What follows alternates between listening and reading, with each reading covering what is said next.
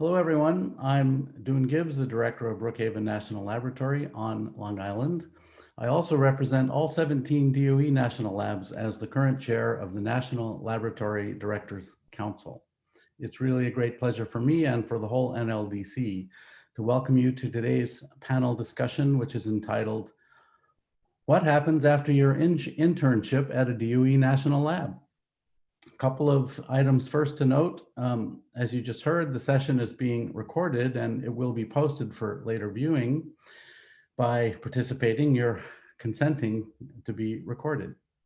Also, this program is a webinar, so you won't be able to speak, but we do encourage you to email questions to the panelists. The email address is in the chat box. In just a couple minutes, we'll hear from former interns and current mentors who will discuss their experiences and answer your questions. We'll also welcome a distinguished guest who will join us a little bit later, Secretary of Energy, Secretary Granholm. Before we get started, I'd just like to mention a couple of core values that are shared by all of the national laboratories. The first one is safety. During your time as an intern, please absorb the various labs' emphasis on conducting research safely and take this emphasis on safety home with you after you're finished. It will serve you well wherever you go. In this context, please continue to observe the CDC guidelines concerning COVID. And while it's a personal choice, we strongly encourage everyone who can to get vaccinated. The second core value is DEI, diversity, equity, and inclusion.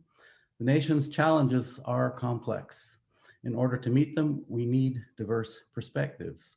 We have to reach farther as a laboratory system than we have before. We need everyone. As our colleagues and future successors, all of you would need to build on today's science and technology to shape the future.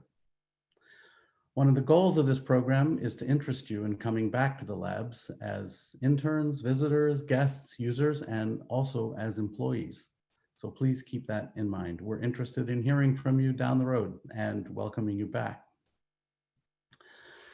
The programs represented today are sponsored by the DOE's Office of Science. The program is Workforce Development for Teachers and Scientists, or WDTS. They include SULI, which means Science Undergraduate Laboratory Internships. The SULI program is for undergrad students and recent graduates to get research experience at the DOE labs as they pursue careers in STEM. There are 788 interns participating in the SULI program this summer. The Community College Internship Program offers training for students at community colleges to prepare them for technical careers that support the DOE mission. There are 90 interns participating in the CCI program this summer. And the Visiting Faculty Program, or VFP, is for faculty members and their students at institutions historically underrepresented in the research community. It's also designed to expand the workforce that's vital to DOE and its mission. This summer, 64 faculty members and 29 students are participating in VFP.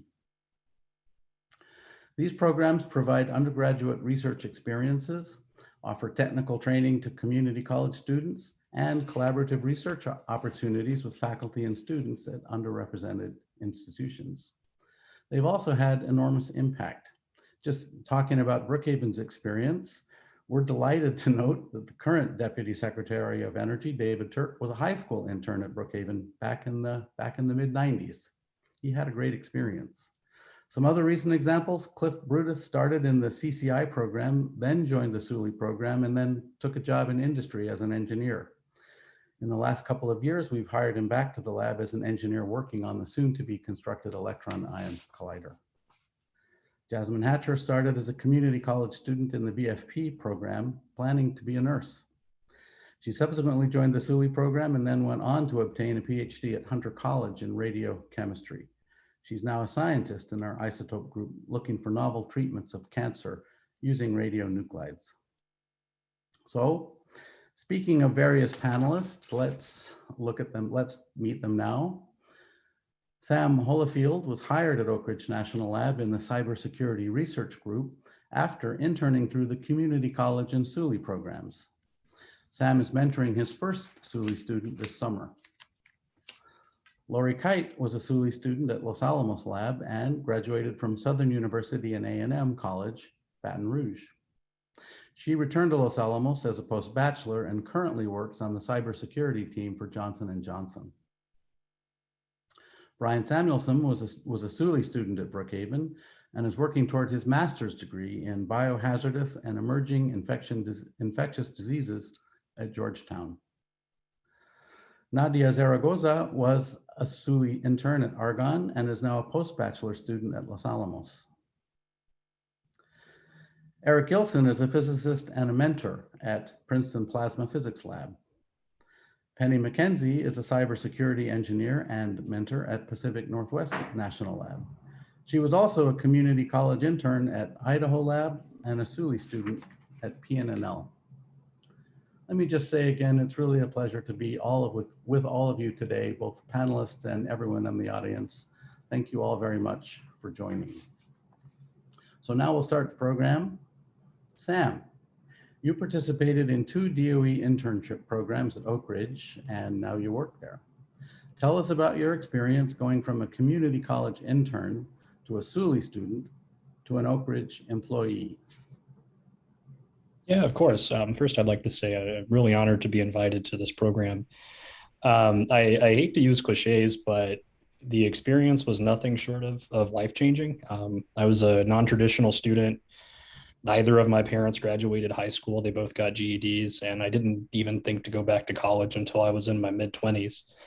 On a whim, I applied for this community college internship. I was accepted, and I started working on a really cool program. And so I went back to school to become a web developer, and somehow along the line, I became a hardware engineer. And that would have never, that job prospect would have never occurred to me if I didn't start with CCI. So I got kind of initiated to the program, decided I wanted to stick around, moved from community college to a full 4-year university at Tennessee Tech, go Eagles. Did my Sully internship, and my mentor at the time, he told me my job is to become irreplaceable as an intern, and then get hired, get my own students, and then hire them so I can get promoted. And now he's now my group leader, so I'm trying to follow in his footsteps. That's my experience, though. Thanks, Doon. Very cool, Sam. Lori, after interning and working at Los Alamos, you're now on the cybersecurity team at Johnson & Johnson. What was the most important thing you learned as a Sully intern that you've applied working both at a national lab and also at J&J? Thank you. Well, the most important thing I learned was being able to adapt to learning new concepts and being open to work that I was not familiar with. For example, I was a math and physics major when I started my at Los Alamos.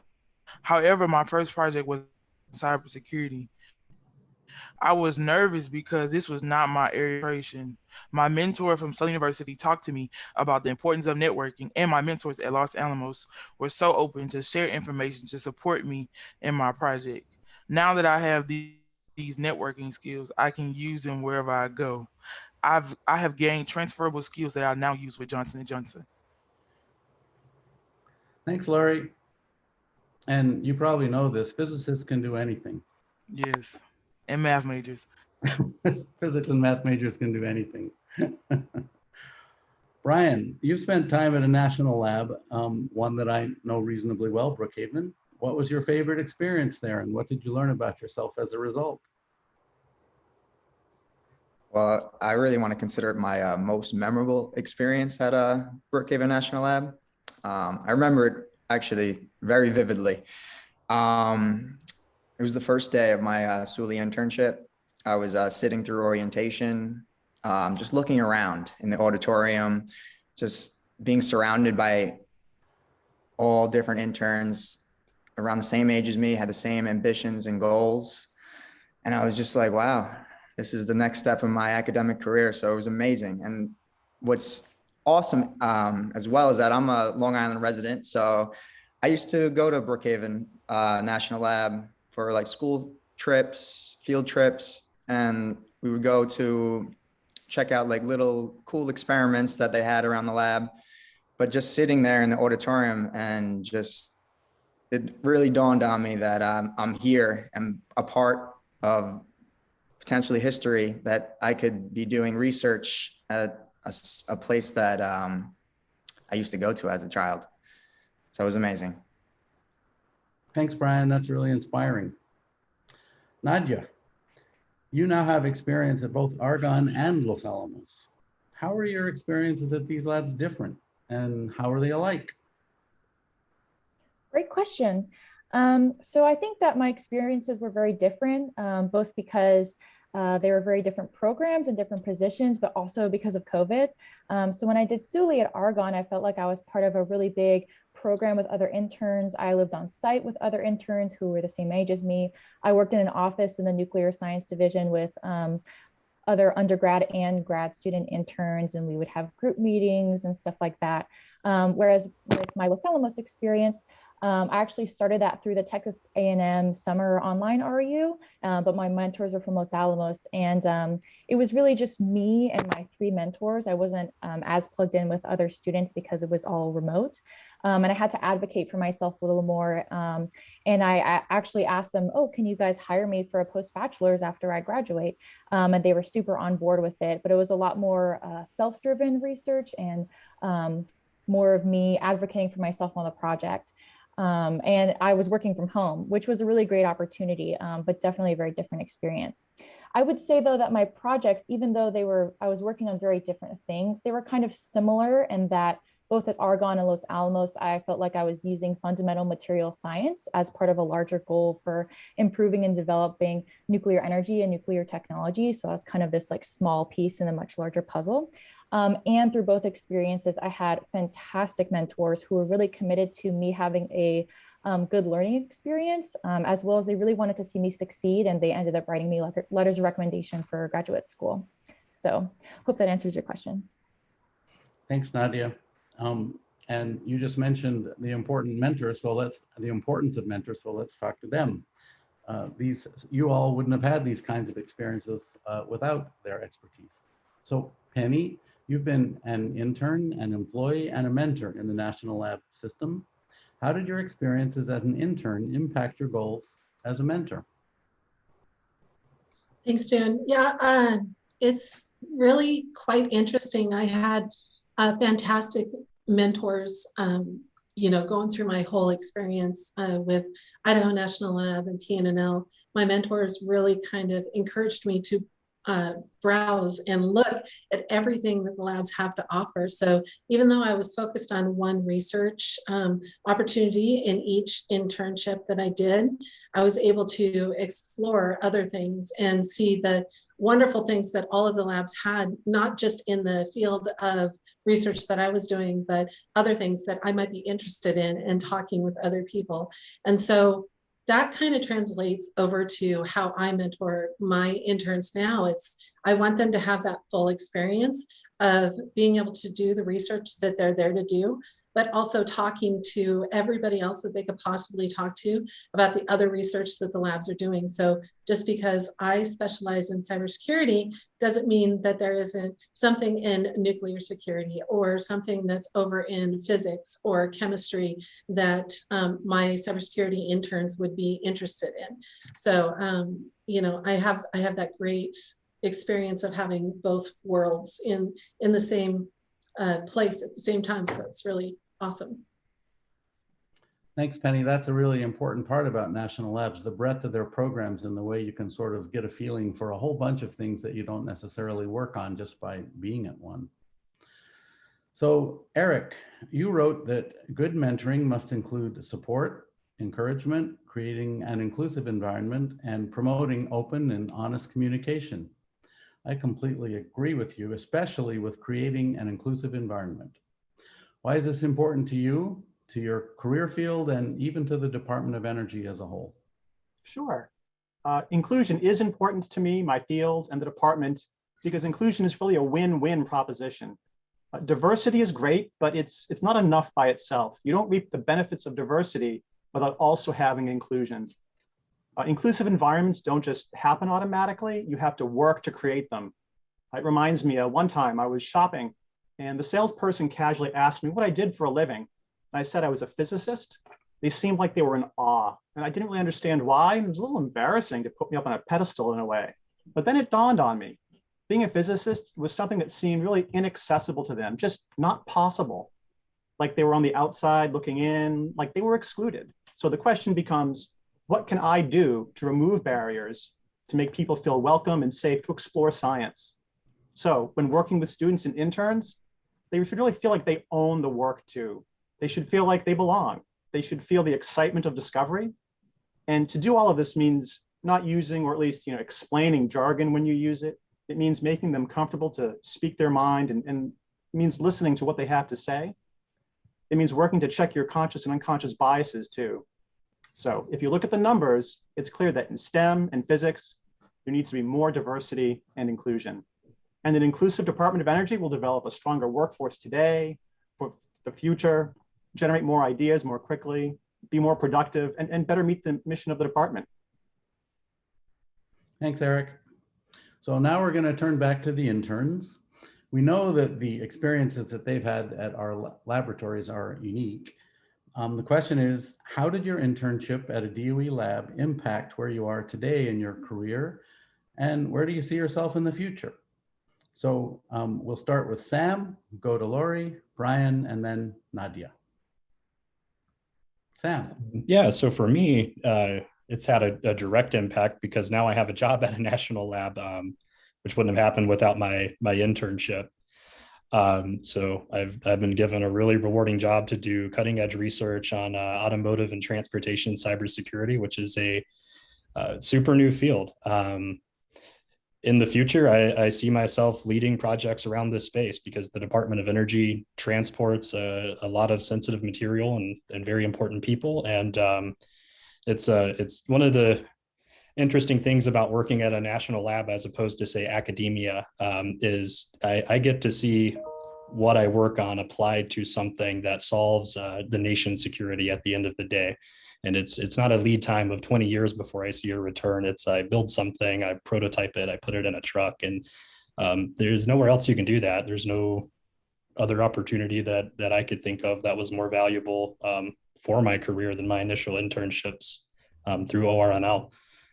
Yeah, Lori, I'd like to hear your experience as well. Okay, so working at National Lab, I was exposed to top researchers and scientists who are now a part of my network. I also was featured on the Department of Energy student intern website that brought attention to my name and the work I was doing. My skills increased, and what I learned from my experiences shaped where I am today. In the future, I will continue to grow, lead, and learn. And I also want to give back to the future STEM majors by serving as a mentor to them and continue to make contributions in my field. Brian? My internship at BNL really gave me the opportunity to be surrounded by just amazing people, educators and mentors. I actually still to this day, I still speak to Noel Blackburn, my mentor, Chang Chen, in the biology department. Really, it's just biology is very broad. So my research at BNL was more directed towards discovering new protein interactions and helping with biofuel production. And I'm going a different route with infectious diseases. But the best part about it is all the skills that I've learned at Brookhaven National Lab, I can still carry it through the lab at Georgetown, because they actually offered me a research assistant position, and I was really excited for that opportunity. So I have to give it thanks to BNL as well for just allowing me to just grow at that national lab. And I would love to hear from Nadia. Thanks, Brian. Yeah, so I really think that my SULI internship gave me some great skills that allowed me to get the post-bachelor's internship at Los Alamos. And I think through both of those experiences, I met a lot of grad students who were having a great time in grad school and really enjoyed what they were doing and enjoyed research. And I think that really solidified that was what I wanted to do. And so it solidified that I want to do my PhD, which is what I'll be starting in the fall, and that I want to stay in the research space, whatever that might be in the future. Thanks. Cool. Penny and Eric, anything you'd like to add to what you've heard? I think it's really great that the interns had such, great impact in the research, but it's really great to also see that they had fantastic mentors that they were able to turn to and learn from, and just get that wonderful experience that the labs offer for all of our interns. I'm proud to say that, I try to give that to my interns as well, give that opportunity to my interns as well. And it's just great to see the smiling faces today, and know that their successes are, well-deserved. Eric? Yeah, I agree. And I would just add that it's wonderful to see when students and interns can take advantage of the opportunities, and hopefully we give them the tools to continue their personal growth and professional development, whether they stay at the labs or go elsewhere in the world. It's great. One of the things I learned from this was the importance of the network. I was aware that they existed during the times the interns were at the laboratory, but I learned from this discussion about how they persist with the laboratory for years in advance, and that's really important. So cool. So another question for interns: what's the biggest obstacle you faced since your internship? How did you move past it? Also, is there anything you could have done in advance to avoid it? This time we'll start with Nadia. Yeah, that's a really great question. So after my SULI internship in spring of 2020, I decided to take on my own research project as part of my undergrad research lab. And that was kind of a transition from just doing experiments that my grad student told me to do, to coming up with my own idea, reading the literature, designing my own experiments, analyzing the results, and doing a write-up. And I felt really good about it at first, but as I started reading and started doing experiments, I started to feel a little discouraged, a little less confident. I was like, oh, is this really novel? Is this really impactful? Does this science even make any sense? And I had wanted to turn it into an NSF proposal for that coming fall. And I don't think there's really any way to avoid that kind of imposter syndrome you have. I think it's just a natural part of the research process. But I just started going to all my mentors. I went to my PI, I went to my grad student, went to professors in other classes who did something similar. I went to my mentor from Los Alamos and was like, hey, what do you think of this? Does this really make any sense? I don't know what to do with these results. I don't know if this is novel. And I was worried they were going to be like, oh yeah, this is dumb, just throw out this project. But all of them were really supportive. They're like, why don't you try this technique? Why don't you spin it this way? Why don't you try this application or plot the data this other way? And I think just talking to more people and having people give me ideas really helped build my confidence. And another big thing they told me was to just sell it. When I was trying to write this proposal, it was really hard. If you don't feel confident about it, people aren't going to like it. So I kind of took on this fake it till you make it approach, where sometimes you just have to take your idea and pretend like it's the best new technology that anyone's ever come up with, and just write about it like it is. My mentors kept saying, just sell it. You need to sell it better. Just sell it. And so I did. And I ended up getting the fellowship, which was like really cool. So I think sometimes we kind of sell ourselves short in our research, but it might actually be more interesting and impactful than we think. So yeah, hope that helps. Those are great points. For me, at least, I finished my SULI internship in December of 2019. So it was when COVID was beginning. It was definitely, I felt a little discouraged though, because I had to start applying for grad schools. And I had to figure out what I wanted to actually pursue. Obviously, I did a bunch of research at Brookhaven, even my undergrad at Stony Brook University, but I still didn't know necessarily what I wanted to pursue in life. And actually, COVID kind of brought me down that path. It was kind of like serendipitous, I guess you can say, that I'm studying emergent infectious diseases at Georgetown, but I feel like I'm going down the right track, and I'm very happy for it. So I would love to hear from Lori. Thank you. I have not experienced major obstacles, but I would say one is that the only I have not experienced that many major obstacles, but I have only been away from the lab for a few months.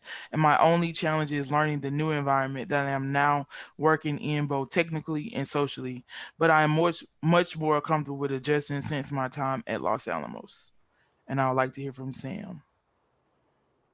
Thank you. So I had a big obstacle in my internship that I still kind of struggle with a little bit today. Not going back to school or college until my mid-20s. I hadn't taken a formal math class since I was like 15 or 16. And I'm from a small town in Eastern Kentucky where like the math program wasn't that great to begin with. So when I'm working with data scientists to like implement their machine learning algorithms on a piece of hardware, I have to be able to understand at bare minimum the notation to even be able to Google, what is this thing? That's still an obstacle I have a bit. So how did I overcome it? Was a lot of you had alluded to today, really great mentors really make the program. One of my mentors, Bobby Bridges, he's a PhD mathematician. I remember going into his office one day, right after I started the CCI internship. And I'm like, how do I deal with negative exponents? Like I've forgotten entirely, like, what are these things? And, like I imagine as a mentor, you're thinking like, oh, geez, like who did I pick up from the selection process? Like he didn't tell me this, but no, he sat down on the whiteboard, took out like 30 minutes from what he was doing, gave me a personalized lesson on like the math, the bare minimum, like basic algebra. That was phenomenal. I think one thing that really helps to overcome these sort of obstacles is just be honest with people around you. I could have never asked him a question. I could have pretended like I knew what was going on, got my 10 weeks out and said, oh, I'm going back, to web development.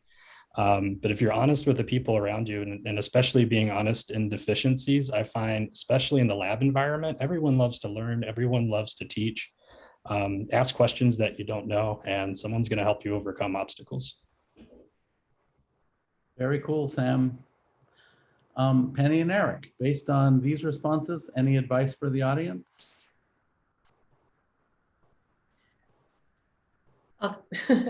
Yeah, so I kind of can relate to Nadia's answer to imposter syndrome. That is not something that you will ever grow out of. It is something that you can overcome at some point, but you always question yourself. And I think that's actually a great thing, that you are constantly questioning everything, and that helps you grow more and be more confident as you start getting into your career.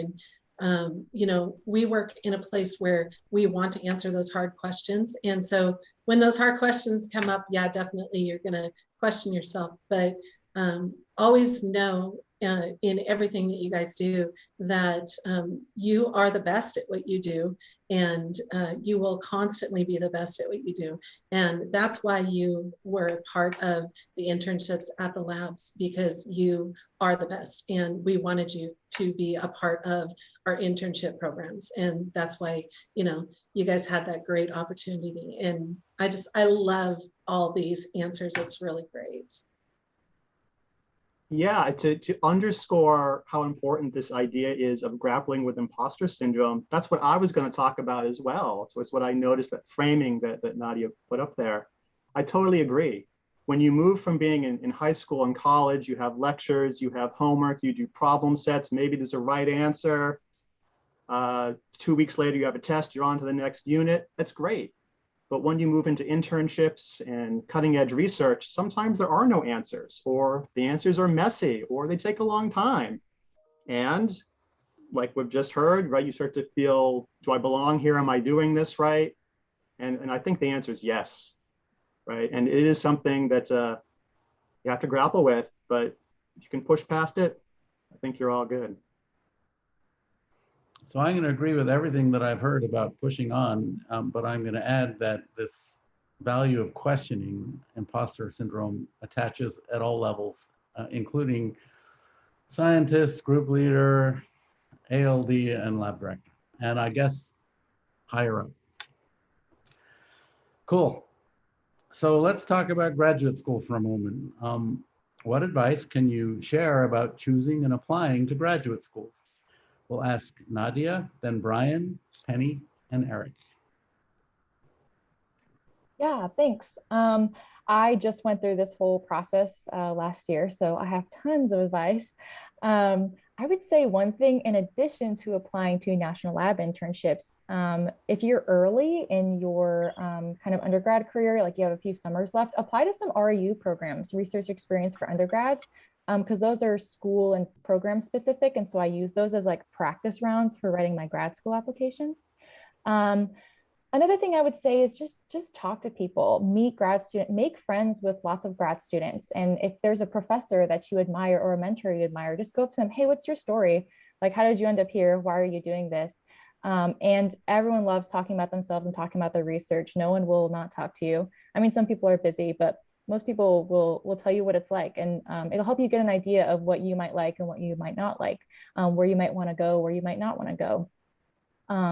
And the last thing I would say is trust the process. I think it can be really daunting. It can be really hard to write those applications, but just do your best, work hard and do the best you can, but also know that the universe will send you to the right place. If you don't get in anywhere, that's a sign. If you get into just one place, that means that's the place for you. So just trust in the process and the universe, and everything will turn out good. What do you think, Brian? I actually you made great points, honestly. For me, for grad school, I only applied to one grad school, so I was 1 for 1. But I knew that I wanted to be in Washington, D.C. at least. So when you're picking your grad schools, find which region you want to be in, figure out what necessarily you want to study. Just weigh your opportunity costs, but always ask questions. Always be the person to ask someone, hey, I don't know necessarily if I want to go down this route. If they have experience in it, just always ask questions. If people, well, for us, the panelists, we're a part of a national lab. I would ask my mentor questions.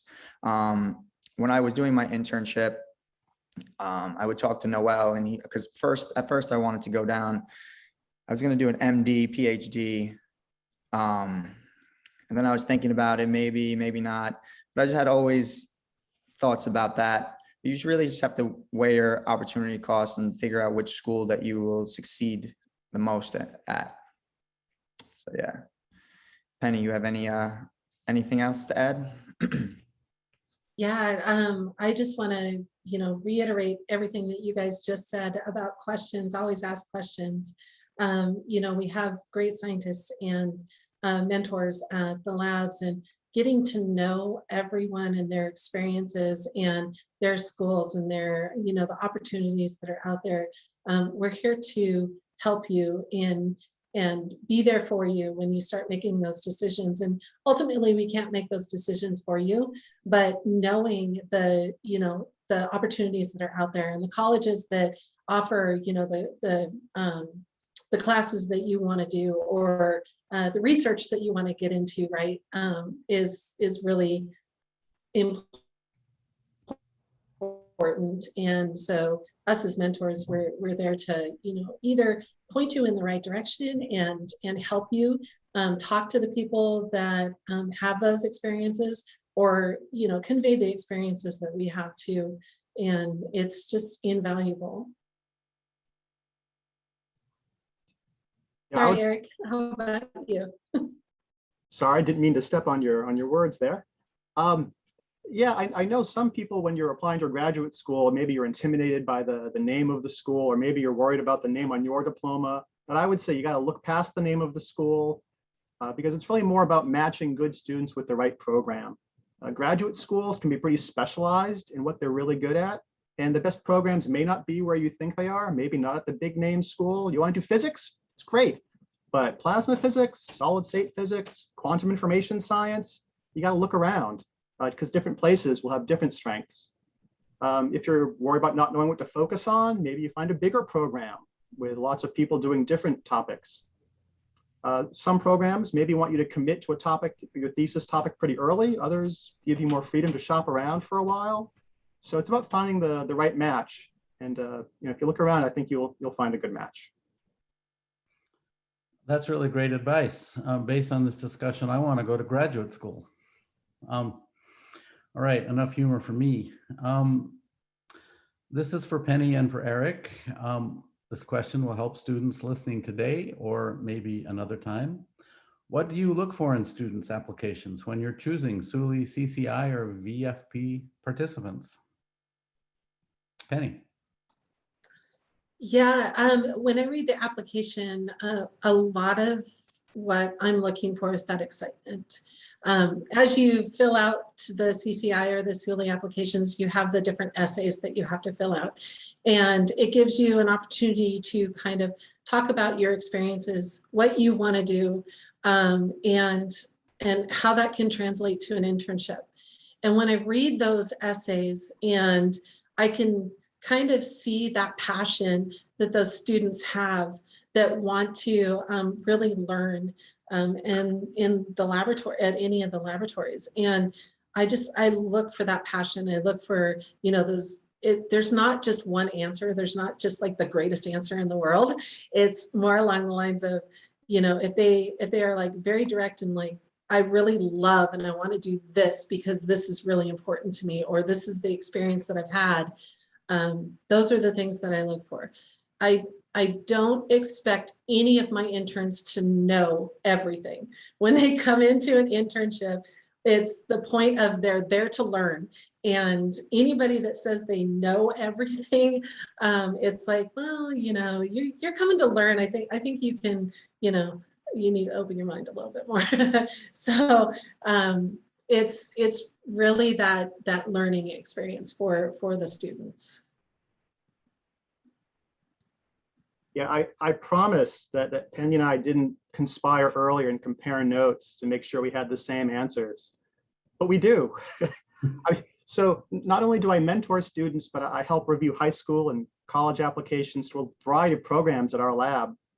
And so it's not just a matter of what I look for in a student for my project, but you know, what I think is good for a student more generally for any project at the lab.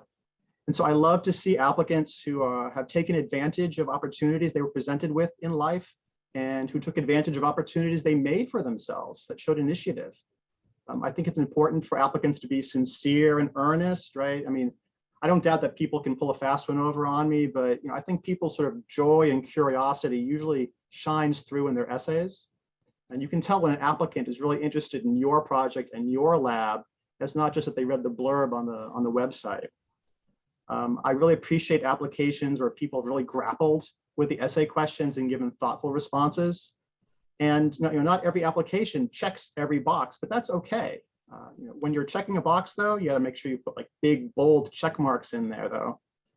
You know, some people may have had previous research or internship experience. Maybe other people needed to work just to make ends meet, and that's all good. But whatever it is, you should incorporate it into your application and show that you're really passionate about the program you're applying to. So those are interesting answers, and I'm going to throw one back at both of you. Not only do we not expect students to have all the answers, one of the benefits of these programs is that we don't have all the answers, and the students ask questions that we can't answer at all and make us rethink everything because the answers are thought through from a different perspective. So has either of you ever found that you benefited from being asked what seemed like an innocent question or a dumb question, but actually turned out to be pretty deep? Oh, all the time. I have current interns right now. They come to me and they're like, hey, I have this question. And they pose this to me and I just like, wow, your brain just completely went in the opposite direction that I even thought of. That is fantastic. Here's somebody that you can go talk to. If not, I can help you. And I really want to know the answer to that question too. So show me what you're doing so that I can actually learn along with you. Because, you know, one of the things I let them know is that I don't know everything either. And when they come in and they start answering my questions, but asking their own, I want to learn from them too, right? It's really important. Yeah, they say you never really understand something until you can explain it to somebody else. And so you'll have a student on a project, ask about, some aspect of the reason why we're doing it. And you go, yeah, well, we're doing it because, and you got to think about it and really explain it from the beginning. And that's great. That's all I'd add. Yeah. Just to be clear, labs really benefit from these programs, and you all are welcome and belong. So back to the interns. Looking back at when you were an intern, what do you wish you knew at the time that could benefit current interns? What advice do you have for everyone in the audience today? And we'll ask Sam, Laurie, Brian, Nadia, and Penny. So the big one I thought about for this question is what I wasn't told that I wish I was at the beginning is we do have permission to fail in research and in careers at the National Lab. We take really big risks. We do really big research. We're on the cutting edge of, at least at Oak Ridge, anything from physics to material science to cybersecurity. And when you're on the cutting edge of something, you're going to try a lot of things, and most of them won't stick. But every now and then you'll find a gem in the rough, and you can run with that. One other thing, and everyone has alluded to it, and Penny especially mentioned it, but take advantage of your opportunity as an intern to talk to as many people as you can. On my team, there's computer engineers, data scientists, pure mathematicians. Outside of my field, I don't even know, because I've not talked to all the people that I should have. You may learn that there's a job out there and a career for you that you didn't even know existed. In my high school, there was no cybersecurity for automotives or car hackers that came to the job fair. But dude, I'm gonna turn it back to you. It looks like the Madam Secretary has arrived. I was just noticing that. I see that Secretary Granholm has joined us. What a pleasure, Secretary Granholm. I'm just listening. Don't stop your role for me. I'm excited to hear what they're saying. All right, Laurie, don't be intimidated. Secretary Granholm is a nice person. So how would you answer that question? So I would say I wish I was more comfortable and understood that it's okay not to know everything, and that it was not expected to know everything. Another thing, like Sam said about the failure, I live by an acronym with FAIL, first attempt in learning. And with that failure, I learned from those mistakes and try to do something better the next time. And that's all. Thanks, Laurie. We'll do Brian and Nadia briefly, and then we will let the secretary have the floor. Well, I know we dressed upon it. You pretty much are not going to know everything in the lab. When you're doing experiments, things are going to go wrong, especially if you're doing PCR reactions. You always don't get the outcome that you wanted to get. So you just got to just stay persistent, stay confident, and just trust your trial and error. Just keep going for it. And honestly, take advantage of whichever national lab you go to, because on Long Island, we're really close to New York City. We're really close to the Hamptons. There's a bunch of people that you can meet, network, talk to. There's just a lot of opportunities out there that you can take advantage of. So, yeah. Bring us home, Nadia. I agree with everything that everyone has said. I think the best part about not knowing anything is that's how I make friends. So like, I just miss rolling over to someone like, hey, what are we doing? What did they said, run this software. What does that mean? And that was how I made amazing friends. I think that we do all this science, but what matters is the friends we made along the way. And the connections I made through Suli are going to last me forever. And they've allowed me networking opportunities. And I cherish the moments that I also had outside of lab with the friends I made. So big friends. Cool. So Secretary Granholm, we've been talking with 6 panelists about their experiences. 5 of them are former National Lab interns, and we have 3 current lab employees who are mentoring students this summer. You've heard that we've been giving advice to some 900 undergraduate students interning this summer at our national labs, and I didn't check, 667 are on the call right now. So that's really cool. We're very happy to have you join the conversation. Thank you. You're on mute. Moment. There we go. Thank you so much. Really appreciate the chance to be able to dip into this conversation. Hello, everybody. For me, interacting with these incredibly brilliant scientists at the national labs has been one of my favorite parts of this job of being Secretary of Energy. It feels really extra special to be with you because you are the next generation of these brilliant top scientists and innovators. So I do want to thank you all. Thank the panelists, of course, for sharing your advice and your wisdom and a little bit about your internship experiences.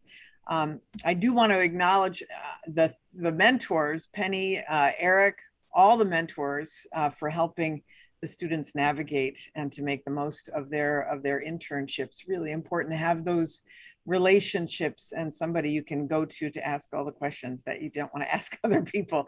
And to all of the interns who are watching, thank you for choosing to spend your time at the national labs, which really are, if you haven't heard us say it again and again, but the crown jewels of the DOE, the Department of Energy system. I hope that your access to these incredible facilities will lead you to new research in the future and led you to some research here and to new ways of thinking and to new connections, as you've been hearing the panelists describe. I know our national labs benefited from your hard work and your creativity, and the organizations that you'll be joining after graduation will be lucky to have you. We're excited that 1, 2, 3, I'm not sure. Did you say, Doon, are already working at a national lab? 3, all right. Well, that is awesome. And we would be eager to welcome the rest of you back to the DOE enterprise one day. As you probably saw up close throughout your internship, we really know that today's investments in research and innovation lead to tomorrow's breakthroughs. And, it was, I want to say in 1983 that there were 2 scientists at Brookhaven lab who accidentally discovered an enzyme that's now an important ingredient of the Pfizer and Moderna COVID vaccines. Who knows where research and curiosity can lead. It is just such an amazing time to be starting a STEM career. And it's also a moment when we need your skills, really, and your expertise more than ever. This country, as you know, is still recovering from a pandemic. From my perspective, the existential crisis we are all facing, which is climate change, is bringing, as you see daily, more wildfires, more droughts, heat waves, hurricanes.